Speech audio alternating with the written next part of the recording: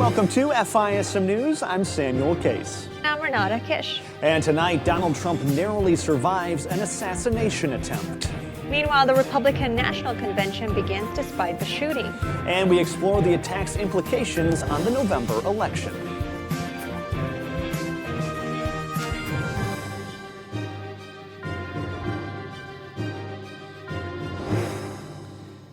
Well, we begin today's show with the shocking and devastating news from over the weekend. Donald Trump on Saturday narrowly survived an assassination attempt during a campaign rally in Butler, Pennsylvania.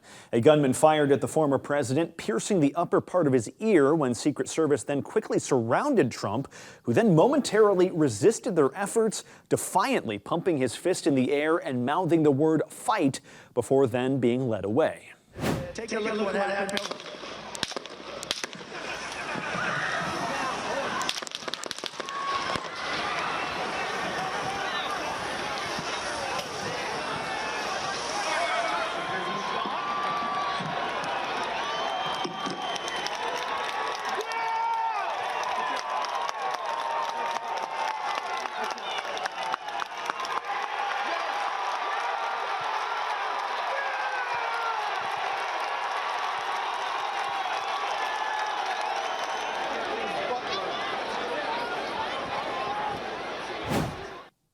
One rally goer was tragically killed and another critically injured. The shooter himself was also later killed by the Secret Service.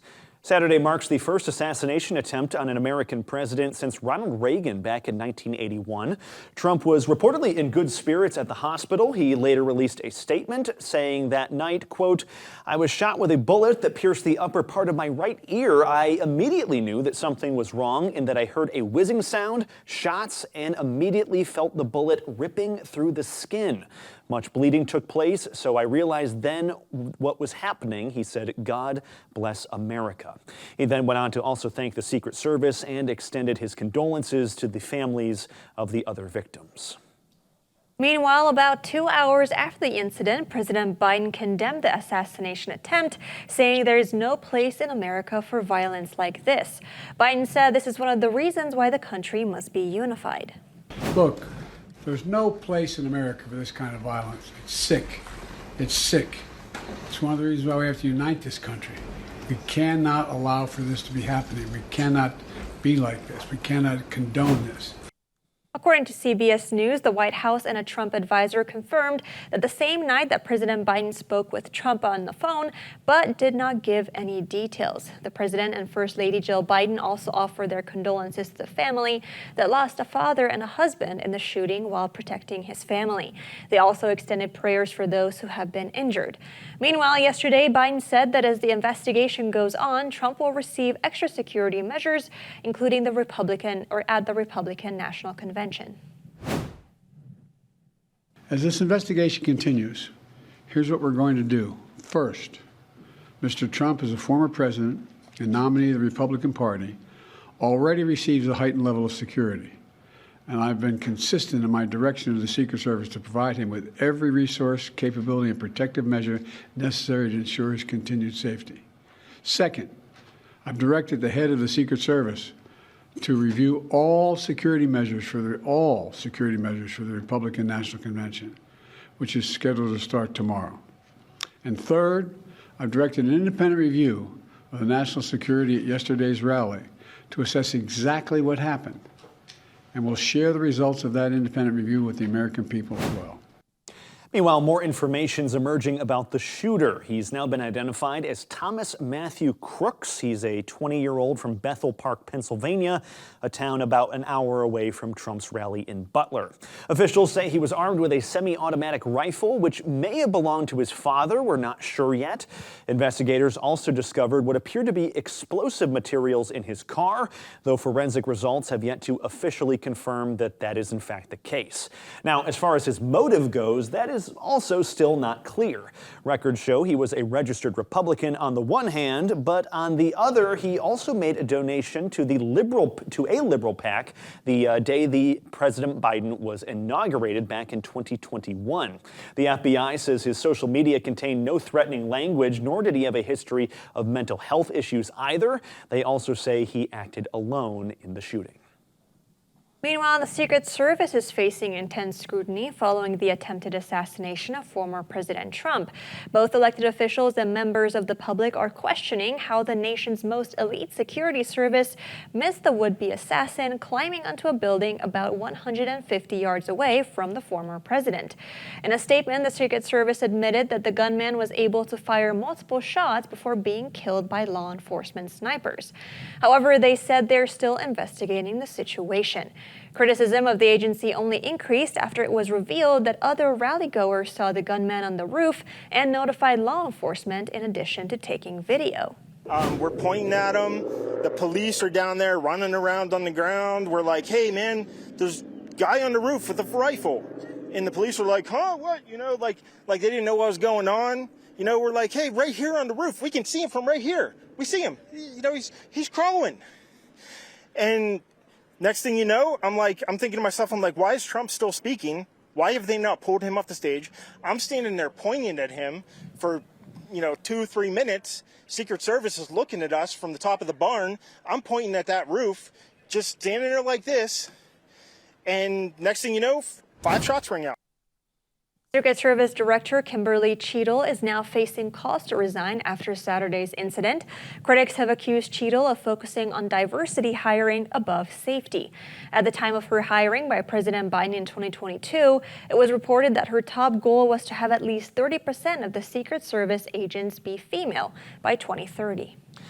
And finally, a small glimmer of goodness coming out of the weekend's horrific events. A GoFundMe approved by Donald Trump for the shooting victims and their families has already raised nearly $4 million. The goal was originally around $1 million, and as of this morning, it stood at more than $3.7 million. According to the crowdfunding page, all donations will go to, quote, these proud Americans as they grieve and recover.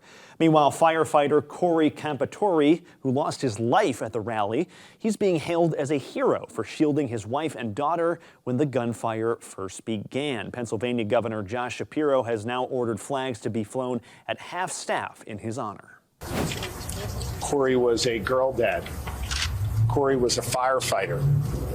Corey went to church every Sunday. Corey loved his community. And most especially, Corey loved his family. I asked Corey's wife if it would be okay for me to share that we spoke. She said yes. She also asked that I share with all of you that Corey died a hero. That Corey dove on his family to protect them last night at this rally. Corey was the very best of us. May his memory be a blessing. We'd like to echo the words of Governor Shapiro there. It is really such a tragedy, and we, of course, will be praying for the families of all the victims there. It is truly devastating. All right, and up next, Republicans do press ahead with their convention in spite of the attack on President Trump over the weekend. We'll get the details on that and more after this short break. Stay tuned after this. FISM News is a conservative news outlet bringing you the latest updates from a biblical worldview. With us, you get just the news grounded in truth. And now with the new FISM TV app, you can take FISM News with you wherever you go, so you're never behind on what's happening. We update the app regularly with short clips you can watch at your convenience.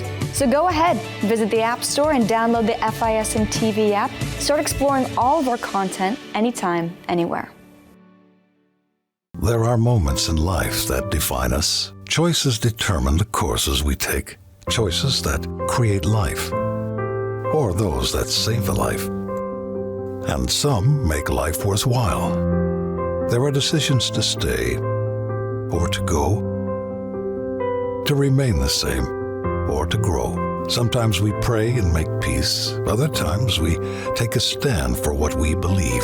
In celebration, mourning, triumph, and defeat, we are invested in every decision we seek. Despite differences, we have one thing in common, the desire to do all for the glory of God. Keep your wallet aligned with your heart and your investments in harmony with your faith. Timothy Plan, biblically responsible mutual funds, ETFs, and retirement plans. Before investing, carefully consider a fund's investment objective, risks, charges, and expenses contained in the prospectus available at timothyplan.com. Read carefully before investing.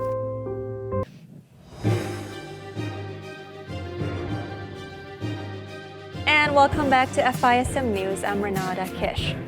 Well, let's jump into the other news as well. And despite all the commotion, the Republican National Convention is still scheduled to proceed as planned. Republican leaders from across the country flew into Milwaukee this morning, including President Trump, who arrived less than 48 hours after the attempt on his life. The former president posted on Truth Social that he had initially considered delaying his trip to Milwaukee until tomorrow. However, he decided that he did not want to allow a shooter or potential assassin to force change to scheduling or anything else. Trump made good on his promise by announcing his vice presidential pick, Ohio Senator J.D. Vance. Trump said on Truth Social, quote, "After lengthy deliberation and thought, and considering the tremendous talents of many others, I have decided that the person best suited to assume the position of Vice President of the United States is Senator J.D. Vance of the great state of Ohio." A very bold pick by the former president. We'll be breaking down Senator Vance's record and his background during tomorrow's show. You'll want to tune in for that. Meanwhile, Donald Trump, he says he has rewritten his acceptance speech for the Republican National Convention after the weekend shooting. He now tells the Washington Examiner he rewrote his speech to focus on unity rather than specifically attacking President Biden. He said, quote, "This is a chance to bring the whole country, even the whole world together. The speech will be a lot different than it would have been 2 days ago." Speakers at the convention were also told by officials to, quote, dial down their speeches following the attempted assassination against the former president. When asked about the significance of Thursday's speech, Trump said, "It is a chance to bring the country together. I was given that chance." This comes as a source close to Trump says the near-death experience has greatly affected him, saying he thinks he was handed a gift from God.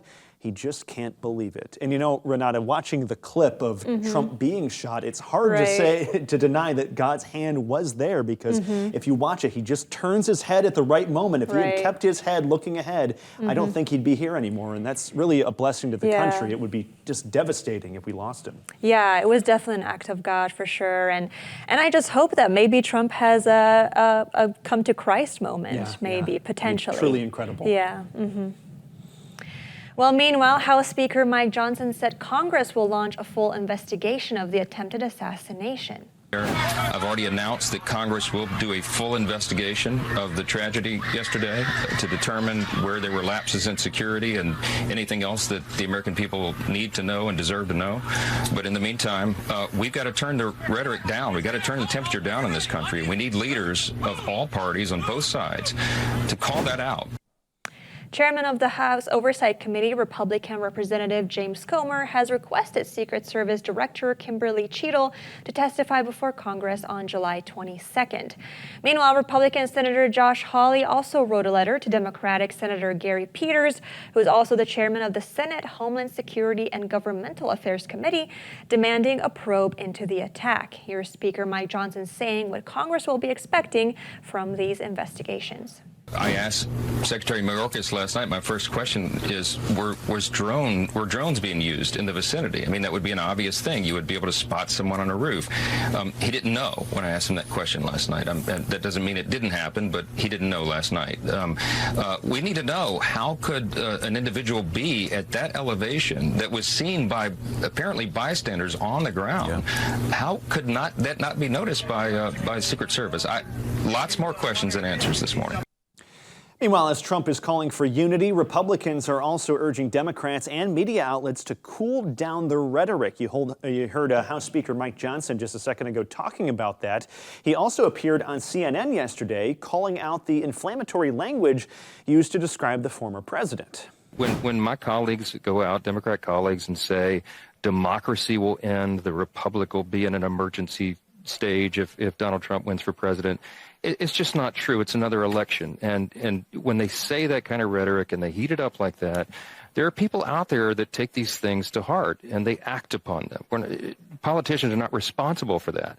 But we do have a responsibility to be responsible. I mean, we're not asking for much. Let's just dial the rhetoric down. Let's have a vigorous debate. That's what our country's built upon. But we have to see one another as fellow Americans and not enemies. Now, this comes as for years now, the media and Democrats have described Trump as a sort of Hitlerian figure. Here's just a small montage of what that looked like. I don't think it's hyperbolic to say that. I mean, that is Mussolini, Hitler-like language. Trump's affinity for Hitler was always covered under an umbrella of his stupidity. Echoing Hitler's words. Listen to this. Well, Hitler was duly elected. That's right. Echoing the hateful rhetoric of Adolf Hitler. It echoes Hitler. That's the kind of language Hitler used in Mein Kampf. About vermin and Hitler and Mussolini. That's a horrifying clip. That's a fascist clip. Just going full on Hitler. Just on Friday, Biden called Trump a threat to the nation after recently telling donors to, quote, put Trump in a bullseye. Of course, he didn't mean that in a violent way. He was referring to shifting the focus away from Biden's disastrous debate a few weeks ago. Biden's now trying to reverse himself following criticism, posting on X, quote, while we may disagree, we are not enemies. We are neighbors, friends, co-workers, citizens, and most importantly, we are fellow Americans. But it looks like it didn't take long for mainstream media to recover from the shock before they started implying that the shooting was not just the fault of the liberal narrative. Here's ABC's George Stephanopoulos and Martha Raddatz, saying that Trump supporters contributed to the attack as well. We were just looking back this morning at some of the things that former President Trump has said. He warned last March of potential death and destruction if he were charged by the Manhattan District Attorney. Our country is being destroyed as they tell us to be peaceful. And of course, in March, he said, now, if I don't get elected, it's going to be a bloodbath for the whole. That's going to be the least of it. It's going to be a bloodbath for the country. That will be the least of it. He said he was partly joking and that was taken out of context. However, Democrat Senator Chris Coons said that the country must tone down the violent rhetoric. We have to reduce the rhetoric and the tone. I'd urge folks to turn off their phones and get off of social media today and take some time with your family and reflect on who we are as a nation and who we want to be. But according to Democrat Representative Jason Crow, the Democratic Party's leadership has done nothing to encourage its members to tone down the rhetoric that usually refers to Trump as an existential threat to America. And up next, we'll take a look at the political fallout from the attempted assassination. But first, let's go to a moment in history.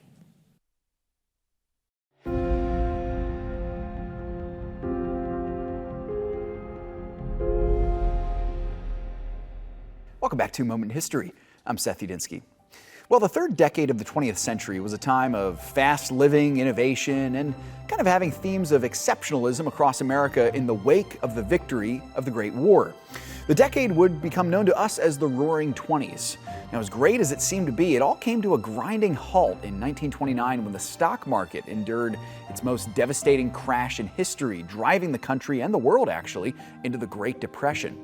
In 1929, the stock market crashed, bringing millions of Americans into economic hardship.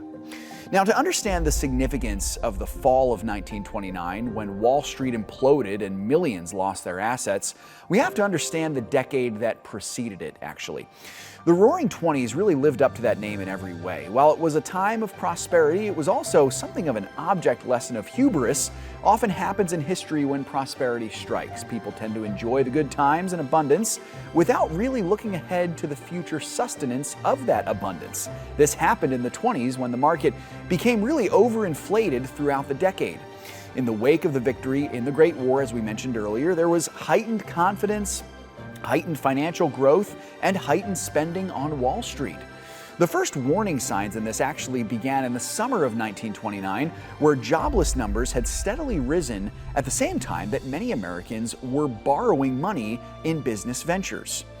Now, throughout September and October of 1929, Wall Street stocks began to reverse course, but the real drop came in mid-October. Then on October 24th, panic set in as millions of investors essentially made a run on Wall Street at the same time to get out whatever they could. That day, historians estimate that almost 13 million share transactions occurred. The following week, the bottom fell out and the markets plummeted. On October 29th, the day known in history as Black Tuesday, the linchpin moment in the dramatic crash came where roughly 16 million transactions were made. On that single day alone, the Dow Jones Industrial Average, one of the major indices in the market, dropped 12 percentage points. Now, many of the huge market movers such as General Electric and DuPont stocks imploded during the month of September into October as well. With chaos on Wall Street, the financial sector of American life was thrown into chaos, and for the next decade, the United States was mired in the Great Depression. While the crash was not the only Kickstarter of this depression, many historians agree that it was the most important. And the truth is, it was really not until the beginning of World War II, at the end of the 1930s, that the Western world was able to slog out of the Great Depression. In America in particular, the international crisis of the war provided the cure that it needed to break out of the financial slump, as millions of jobs, both at home and abroad, were created. Thanks so much for joining me once again for a moment in history. Are you new to biblically responsible investing? As Christians, we have the responsibility to be good stewards of the money God has entrusted us with. As we invest in the market, we want to make sure that the companies we invest in aren't taking money and using it to fund industries that grieve the heart of God, like pornography, abortion, gambling, or the LGBT agenda. That doesn't mean a company must be a Christian company to be biblically responsible. It means that company is solely focused on excellence in its industry and doesn't support things that God hates. To learn more about biblically responsible investing and how you can put it to practice in your portfolio, go to financialissues.org. The mission of Financial Issues is to expose Jesus for all he is, all he means, and all that he can do.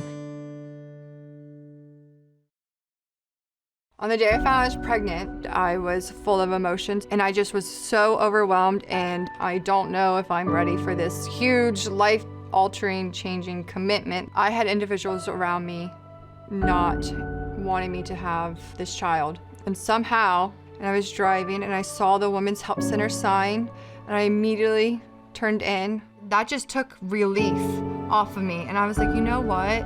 It's gonna be okay. They gave me the confidence and the support that I needed to be able to go out and face the world. First time I held Finnegan, I just lit up with joy. I was so excited. This little boy that I had in my life, he is loving and generous. Watching him just grow and flourish into this incredible human being has just been so rewarding and so uplifting. Looking back, I don't know what I would do without him, because I needed him more than I think he needed me.